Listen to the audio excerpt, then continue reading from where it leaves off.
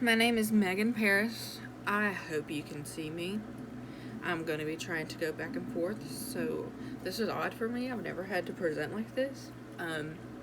Also, please excuse. I've had a lot of stuff go on this semester, and I've talked to you about that, but my eyes. I have ocular rosacea, and it burns, and it itches really bad, so that's why I'm real red in the eyes, if you can see it. But I have decided to do my PowerPoint presentation on a disease called porphyria. And let me get into my next slide because that is why I am talking about it. I am a psychology major for one, which doesn't really go hand in hand, but I have decided to talk about this disease because my dad had it, and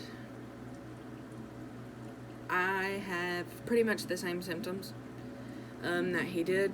I'm just like him, and so I chose this disease for that reason to talk about. So let's get into more about porphyria.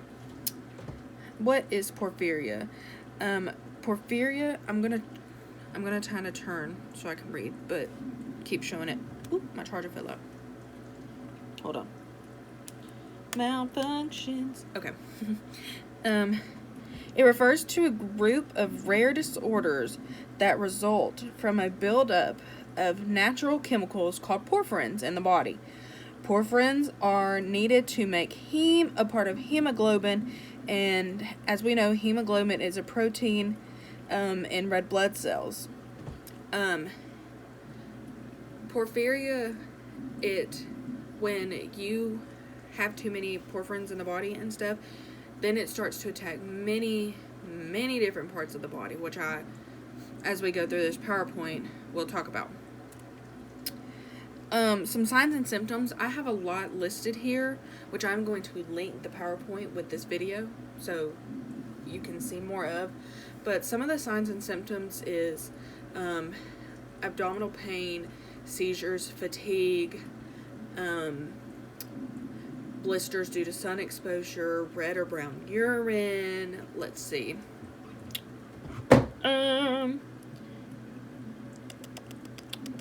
What haven't I said? It can cause high blood pressure, major itching of the skin, because there's multiple types of porphyria, so it just depends on the kind you have to where your symptoms fall. Like acute porphyria is the kind where you have more of the abdominal pain and the seizures, whereas cutaneous porphyria, that happens with the sun exposure. It causes blisters all over the skin and major itching, swelling of the skin, redness. So you have to see what kind of porphyria you have, and that's where your signs and symptoms will fall in, depending on what you have. The origin, this one, it's kind of long. But in 1874, Dr. Schultz was seen as the first finding of porphyria with a 33-year-old patient. He suffered from skin sensitivity, enlarged spleens, and reddish urine since he was an infant. So that's the first time they seen a case of porphyria. But they found porphyria in the 1980s. They capitalized the urine under I had to read that to know what I'm fixing to say. Lord have mercy. Under fluorescent light, they captured the crystals of the porphyrins in the urine, and that's how it also got its name. It's originated from the Greek word, which I have right there. It means the color purple. That's why it affects your urine. It makes your urine red or brown, kind of I've even heard of it making urine blue. I don't know. It's crazy.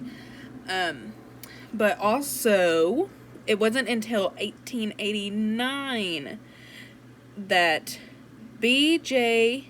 Stokowski, that the first case and clinical description of porphyria was published. And also, I have a little fun fact over here for us that I went into detail about how they thought King George III had porphyria. He had many of the symptoms, but due to the fact that he couldn't get out and get clinically tested and all that, they never really knew if he had it. So, genetic history. Porphyria is 9 times out of 10 genetic. It falls down from a parent to the child. Not every child has it. My brother actually had gotten tested one time for it, and he was negative. So, not everybody's going to have it. I may not even have it, but could, because my dad did. But it is genetic. Well, I'm having the world's biggest stroke. I hope this PowerPoint's okay. But it just, when something's genetic, it just means that it's passed down. And I go back into more about the chemical properties that deal with the heme and stuff, and how it affects the body.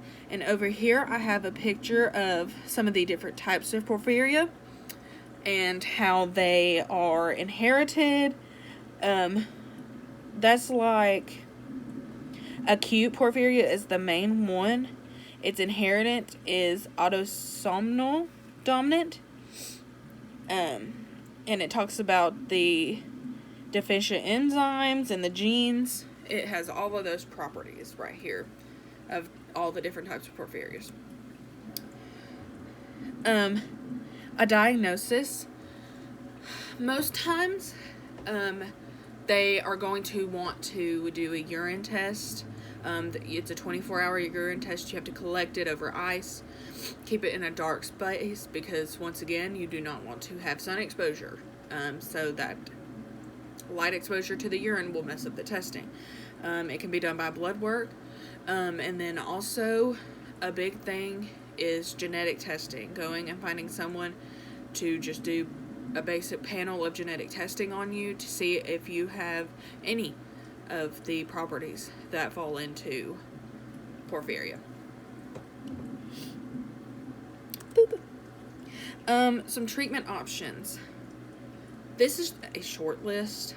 I kept it short because there are a lot, but they're not like medical treatment options, like medicines and stuff.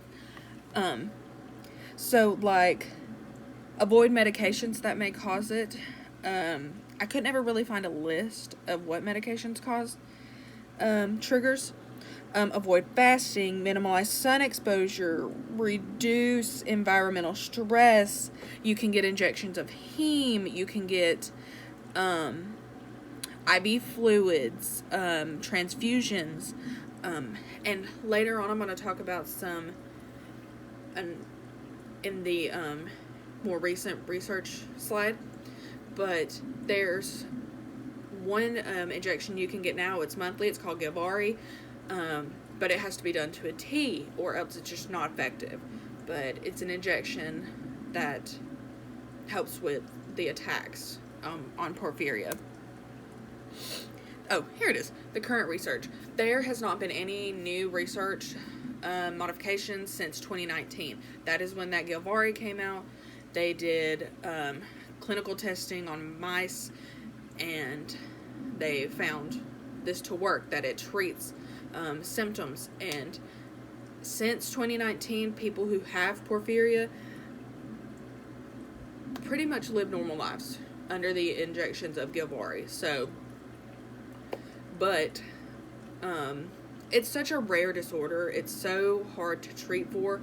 It's commonly misdiagnosed because it looks like so many other different diseases. It can look like irritable bowel syndrome, endometriosis in women, because it falls so close to hormones. Like the first 2 weeks before a woman's menstrual cycle, it will, your hormones will cause attacks, and there's nothing really you can do about that. But it's such a rare disease, and it's so hard to treat. I've actually been dealing with this for years, 5 years, different signs and symptoms, been to many different doctors. Nothing. So it's very hard to treat, very hard to diagnose. Some things that I learned, which I've spit out many facts, but one of the big things that I learned was symptoms do not typically start until the age of 15, and in 90% of the cases, it's women. And what I will take away is treatment options. I will start trying to use them in my own life to see if I can improve my own symptoms until a diagnosis is made. These are some images. This is cutaneous porphyria. This is some of the signs and symptoms like headache, stomach pain, and acute porphyria. This image shows where in the body it can all attack and the symptoms that may follow.